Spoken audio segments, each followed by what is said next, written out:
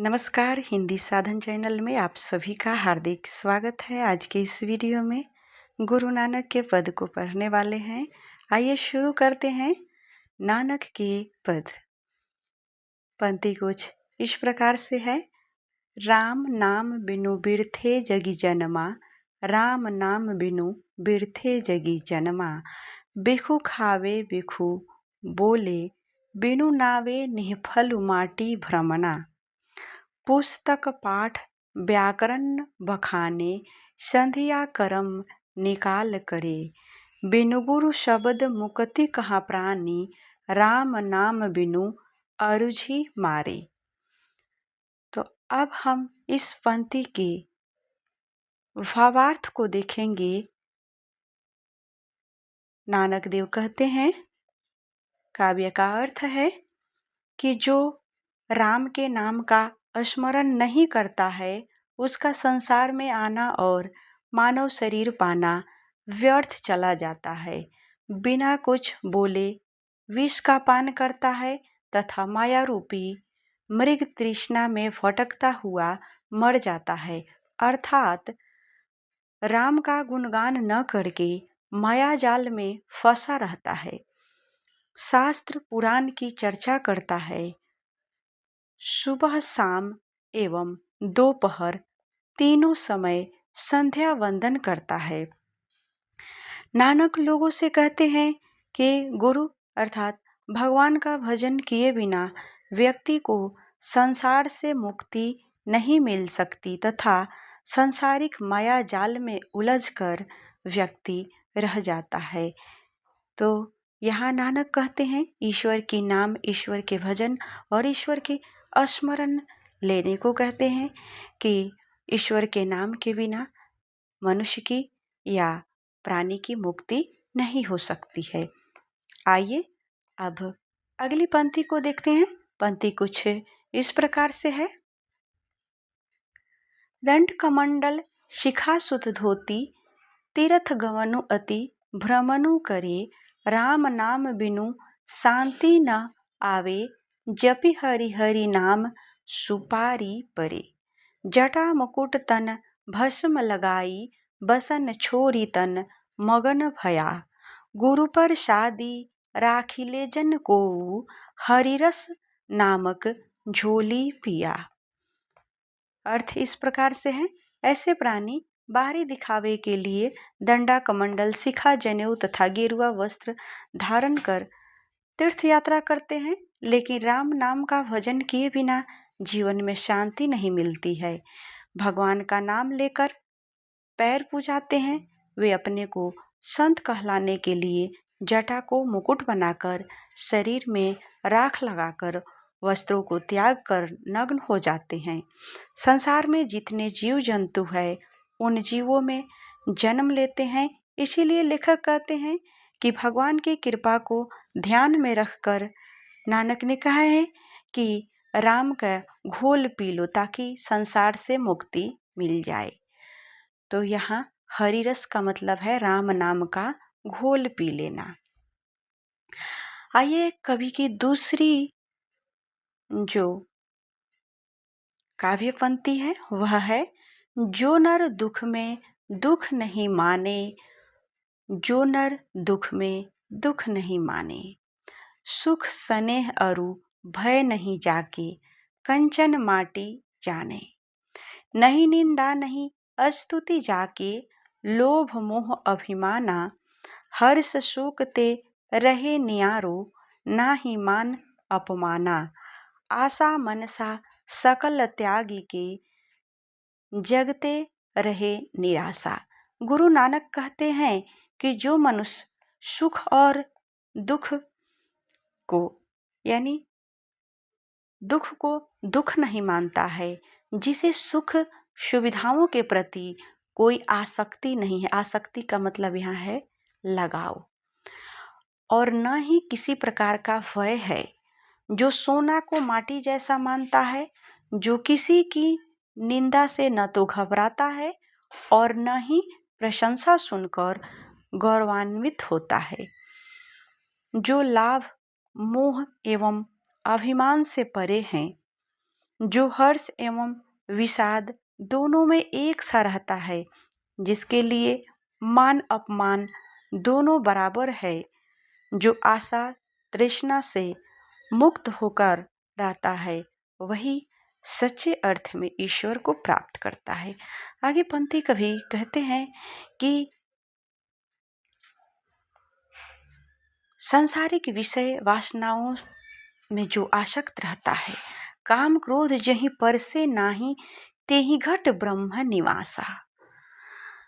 गुरु कृपा जही नर पे किन्ही, तीन यह जुगति पिछानी, नानक लीन भये गोविंद, सो ज्यों पानी संग पानी। अर्थ है, जिसने काम क्रोध को वश में कर लिया है, वैसे मनुष्य के हृदय में ब्रह्म का निवास होता है। अर्थात जो मनुष्य राग द्वेष, मान अपमान, सुख दुख, निंदा स्तुति हर स्थिति में एक समान रहता है, वैसे मनुष्य के हृदय में ब्रह्म निवास करते हैं। गुरु नानक का कहना है कि जिस मनुष्य पर ईश्वर की कृपा होती है, वह सांसारिक विषय वासनाओं में स्वतः मुक्त पा जाता है। इसीलिए नानक कहते हैं कि ईश्वर के चिंतन में लीन होकर उस प्रभु के साथ एकाकार हो गए, यानी आत्मा परमात्मा से मिल गई, जैसे पानी के साथ पानी मिलकर एकाकार हो जाता है। अब हम इस कविता के प्रश्न और अभ्यास को देखने वाले हैं। कविता के साथ से आए हुए प्रश्न है, कवि किसके बिना जगत में यह जन्म व्यर्थ मानता है? उत्तर है, कवि राम नाम के बिना जगत में यह जन्म व्यर्थ मानता है। राम नाम के बिना व्यतीत होने वाला जीवन केवल विष का भोग करता है। दोस्तों, अब दूसरे प्रश्न की तरफ बढ़ते हैं। प्रश्न दूसरा है, वाणी कब विष के समान हो जाती है? उत्तर, जब वाणी बाह्य आडंबरों से संपन्न होकर राम नाम को त्याग देती है, तब वह विष हो जाती है। राम नाम के अतिरिक्त उच्चारित ध्वनि काम क्रोध मद सेवन आदि से परिपूर्ण होती है। आइए बढ़ते हैं अगले प्रश्न की तरफ। अगला प्रश्न है, प्रश्न संख्या तीसरा, जग कीर्तन के आगे कवि किन कर्मों की व्यर्थता सिद्ध करता है? उत्तर है, पुस्तक पाठ, व्याकरण के ज्ञान की बखान, दंड कमंडल धारण करना, शिखा बढ़ाना, तीर्थ भ्रमण, जटा बढ़ाना, तन में भस्म लगाना, वस्त्रहीन होकर नग्न रूप में घूमना इत्यादि कर्म ईश्वर प्राप्ति के साधन माने गए हैं। लेकिन कवि कहते हैं कि भगवान नाम कीर्तन के आगे ये सब कर्म व्यर्थ है। प्रश्न चौथा, इस पाठ से आए हुए प्रश्नों में चौथा प्रश्न है, प्रथम पद के आधार पर बताएं कि कवि ने अपने युग में धर्म साधना के कैसे कैसे रूप देखे थे। गुरु नानक के पद में 2 पद दिया गया है, तो प्रथम पद के हम प्रश्न और अभ्यास को देख रहे हैं। प्रथम पद के अनुसार कवि ने धर्म साधना के अनेक लोक प्रचलित रूप की चर्चा करते हैं, जिसमें वे कहते हैं कि शिखा बढ़ाना, शिखा यानी अपनी चोटी को बढ़ाना, ग्रंथों का पाठ करना, व्याकरण वाचन इत्यादि धर्म साधना माने जाते हैं। इसी तरह तन में भस्म रमाकर साधु वेश धारण करना, तीर्थ करना, दंड कमंडल धारण करना, वस्त्र त्याग करके नग्न रूप में घूमना, ये कवि ने धर्म साधना के रूप देखे हैं। पद के इन्हीं रूपों का बखान कवि ने किया है। तो पद के इन्हीं रूपों का बखान कवि ने अपने समय में यानी युग धर्म के साधन के रूप इसी प्रकार से देखे थे। बढ़ते हैं अगले प्रश्न की तरफ। प्रश्न अगला है, हरि रस से कवि का क्या अभिप्राय है? उत्तर, कवि राम नाम की महिमा का वखान करते हुए कहते हैं कि भगवान के नाम से बढ़कर अन्य कोई धर्म साधन नहीं है। भगवत कीर्तन से प्राप्त परमानंद को हरि रस कहा गया है। भगवान ने नाम कीर्तन, नाम स्मरण में डूब जाना, हरि कीर्तन में रम जाना और कीर्तन में उत्साह परमानंद की अनुभूति करना ही हरि रस है। इसी रस पान से जीव धन्य हो सकता है। आइए बढ़ते हैं अगले प्रश्न की तरफ। अगला प्रश्न है प्रश्न संख्या 6, कवि की दृष्टि में ब्रह्म का निवास कहाँ है? उत्तर है, जो प्राणी सांसारिक विषयों की आसक्ति से रहित है, जो मान अपमान से परे हैं, हर्ष शोक दोनों से जो दूर है, उन प्राणियों में ही ब्रह्म का निवास बताया गया है। काम क्रोध लोभ मोह जिससे नहीं छूते, वैसे प्राणियों में निश्चय ही ब्रह्म का निवास है। अगला प्रश्न है प्रश्न संख्या 7, गुरु की कृपा से किस युक्ति की पहचान हो पाती है? उत्तर है, कवि कहते हैं कि ब्रह्म से साक्षात्कार करने हेतु लोभ मोह ईर्ष्या द्वेष निंदा आदि से दूर होना आवश्यक है। ब्रह्म के सानिध्य प्राप्ति के लिए सांसारिक विषयों से रहित होना अत्यंत जरूरी है। जो प्राणी माया मोह काम क्रोध लोभ हर्ष शोक से रहित है, उसमें ब्रह्म का अंश विद्यमान हो जाता है, वह ब्रह्म को प्राप्त कर लेता है। ब्रह्म प्राप्ति की यही युक्ति की पहचान गुरु कृपा से ही हो पाती है। गुरु बिना ब्रह्म को पाने की युक्ति का ज्ञान नहीं मिल सकता, अर्थात ब्रह्म को पाने के लिए गुरु का कृपा पात्र होना परम आवश्यक है। अब कुछ प्रश्न है व्याख्या से संबंधित। प्रश्न संख्या 8 में व्याख्या दिया हुआ है। गुरु नानक के पद जिसमें हम लोगों ने 7 प्रश्न के उत्तर को अच्छे से पढ़ लिया। अब हम 8वें प्रश्न में व्याख्या देख रहे हैं। व्याख्या में प्रथम पद की पंक्ति दी हुई है जिसमें है राम नाम बिनु अरुझि मरे।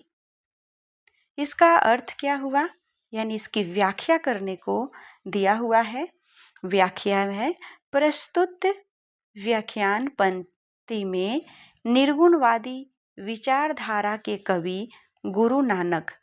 तो यहाँ पर आपको देखने को मिल रहा है कि गुरु नानक जो थे वे निर्गुण धारा के कवि थे, और निर्गुण धारा के कवि गुरु नानक राम नाम की गरिमा और मानवीय जीवन में उसका कितना महत्व है, इससे सच्चे हृदय से उद्गार किए हैं।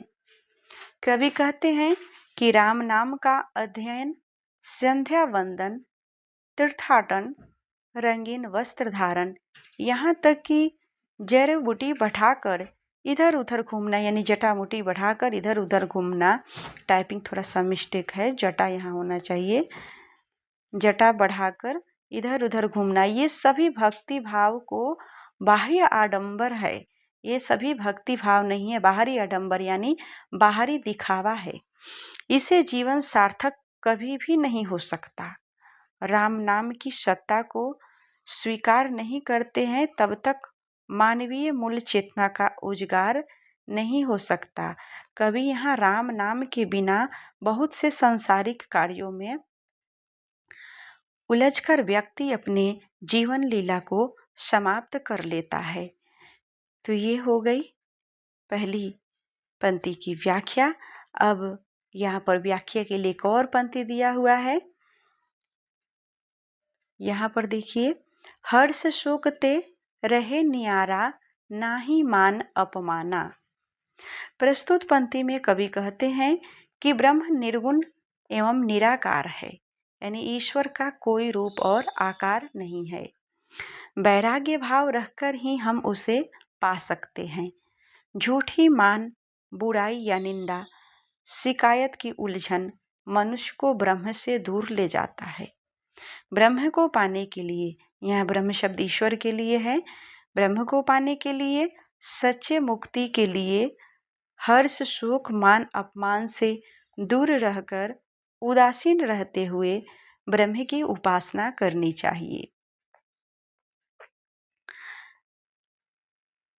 आगे व्याख्या से है, प्रश्न है। पंक्ति दिया हुआ है, इसको हम प्रश्न नहीं कह सकते हैं। पंक्ति है, नानक लीन भयो गोविंद सो, ज्यों पानी संग पानी। अंतिम पदों की अंतिम पंक्ति। प्रस्तुत व्याख्यान पंक्ति के माध्यम से कवि कहना चाहते हैं कि इस मानवीय जीवन में ब्रह्म को पाने की सच्ची युक्ति, यथार्थ उपाय करना चाहिए, पर ब्रह्म को पाना प्राणी का अंतिम लक्ष्य होना चाहिए।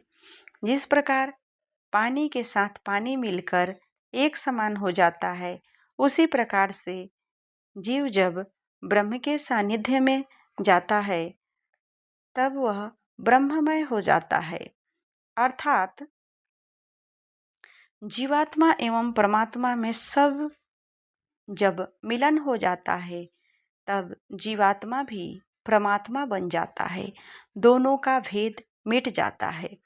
कवि कहते हैं कि यह जीव ब्रह्म का ही अंश है। जब हम विषयों की आसक्ति में रहते हैं तब हम गुरु की महत्ता, ईश्वर की महत्ता को नहीं जानते हैं। आगे है, व्याख्यान से ही दिया हुआ है कि आधुनिक जीवन में उपासना के प्रचलित रूपों को देखते हुए नानक ने इन पदों की क्या प्रासंगिकता की है, अपने शब्दों में विचार करें। उत्तर हो जाएगा, आधुनिक जीवन में उपासना के विभिन्न स्वरूप दिखाई पड़ते हैं। ईश्वरीय उपासना में लोग तीर्थाटन करते हैं, जटा बढ़ाकर, भस्म रमाकर साधु वेश धारण करते हैं, गंगा स्नान, दान पुण्य करते हैं, मंदिर मस्जिद जाकर परमात्मा की पुकार करते हैं, साथ ही धर्म के नाम पर विभेद भी किया करते हैं। धर्म को प्रतिष्ठा प्राप्ति के साधन मानकर धार्मिक बाहरी आडंबर अपनाया जा रहा है। बड़े बड़े धार्मिक आयोजन किए जाते हैं जिसमें अत्यधिक धन का व्यय भी किया जाता है, फिर भी लोगों को सुख शांति नहीं मिलती। आज लोग भटकाव के पथ पर अग्रसर है। समय भाव में ईश्वर के सानिध्य में जाने हेतु कठिनतम उपासना के मार्ग को अपनाने में लगे अभिरुचि नहीं रख रहे हैं। इसीलिए धार्मिक क्षेत्र में भटकाव आ गया है। हम यह कह सकते हैं कि नानक के पद में वर्णित राम नाम की महिमा आधुनिक जीवन में प्रासंगिक है। आगे अब हम इस काव्य में आने वाले जो भाषा की बात, जिसको व्याकरणिक प्रश्न कहते हैं, उन प्रश्नों पे भी चर्चा करेंगे। तो भाषा की बात में दिया हुआ है कि पद में प्रयुक्त निम्नांकित शब्दों के मानक आधुनिक रूप लिखें। तो यहाँ आप देख रहे हैं कुछ शब्द दिए हुए हैं। विर्थे, विर्थे का अर्थ है व्यर्थ, विरक यानी विष, निष्फल यानी निष्फल, माटी यानी बुद्धि को कहा गया है, संध्या ने संध्या, करण मतलब कर्म,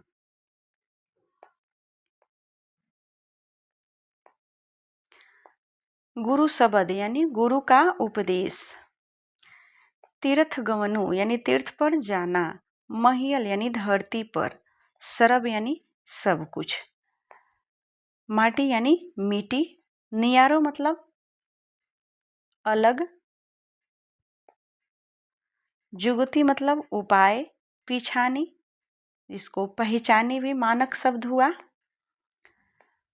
और इस प्रकार से आगे जो दूसरा प्रश्न है भाषा की बात की, उसमें है दोनों पदों में प्रयुक्त सर्वनामों को चिन्हित करे और उनके भेद बताए। उत्तर में है कहाँ यह प्रश्नवाचक सर्वनाम है, कोई यह अनिश्चयवाचक सर्वनाम है, ते पुरुषवाचक सर्वनाम, यह निश्चयवाचक सर्वनाम, सो संबंधवाचक सर्वनाम। आगे प्रश्न है भाषा की बात की, निम्नलिखित शब्दों के वाक्य प्रयोग करते हुए लिंग निर्णय करें। जिसमें दिया हुआ है जग, मुक्ति, धोती, जल, भस्म, कंचन, जुगति, स्तुति। जग से अगर हम वाक्य बनाए तो जग से वाक्य हो जाएगा जग बड़ा है। कौन सा लिंग है इसमें? पुल्लिंग हो जाएगा। मुक्ति, मुक्ति, उसे मुक्ति मिल गई, यह स्त्रीलिंग हो जाएगा। धोती, धोती नई है, जल गंदा है। धोती नई है, स्त्रीलिंग हो जाएगा धोती, स्त्रीलिंग। और जल गंदा है, जल क्या हो जाएगा? ये पुल्लिंग हो जाएगा। जुगती यानी उसकी जुगती अनूठी है, यह स्त्रीलिंग हो जाएगा। तो वाक्य का प्रयोग करते हुए लिंग को भी लिंग निर्णय करना है। स्तुति, स्तुति ईश्वर की स्तुति करनी चाहिए, यह स्तुति शब्द जो है वह स्त्रीलिंग हो गया। आगे भस्म यानी भस्म लग गया, यह क्या हो गया? पुल्लिंग हो गया। अब प्रश्न संख्या 4, निम्नलिखित विशेषणों का स्वतंत्र वाक्य प्रयोग करें। कुछ विशेषण दिए हुए हैं जिसमें व्यर्थ, निष्फल, नग्न, सर्व, न्यारा, सकल। व्यर्थ से राम नाम के बिना जीवन व्यर्थ है। निष्फल, प्रयोग निष्फल हो गया। नग्न, वह नग्न बैठा है। आगे है सर्व, सर्व नष्ट हो गया। न्यारा, संसार न्यारा है। सकल, आतंकवाद पर सकल विश्व एक है। अब इसमें आए हुए शब्द निधि है। शब्द निधि का मतलब होता है शब्द भंडार, शब्द भंडार। तो किसी भी पाठ में जो शब्द निधि आते हैं उसे जरूर पढ़ना चाहिए। तो यहाँ पर आइए देखते हैं कि कुछ शब्द भंडार दिया हुआ है। बिरथे का मतलब क्या है? व्यर्थहीन। जगी मतलब संसार में। बिखु मतलब विष। नावे मतलब नाम। निहफलु यानी निष्फल। मति मतलब बुद्धि। संध्या यानी संध्याकालीन उपासना। गुरु शब्द यानी गुरु का उपदेश। अरुझि मतलब उलझकर, अरुझि उलझकर। शिखा जिसका मतलब है चोटी। सूत मतलब जनेऊ। आगे और भी कुछ शब्द है। जीय मतलब जीव। जंत मतलब जंतु अथवा अर्थात प्राणी। महियल, महितल यानी धरती पर। कंचन मतलब सोना। स्तुति, स्तुति प्रार्थना। नियारो, जिसका अर्थ है न्यारा, अलग, पृथक। परसे मतलब स्पर्श। घट, घरा, यहाँ पर देह और शरीर को घट कहा गया है। अगला शब्द है जुगति, यानी युक्ति, उपाय। तो आज के वीडियो में इतना ही। मिलते हैं अगले वीडियो में। वीडियो देखने के लिए सभी को बहुत बहुत धन्यवाद।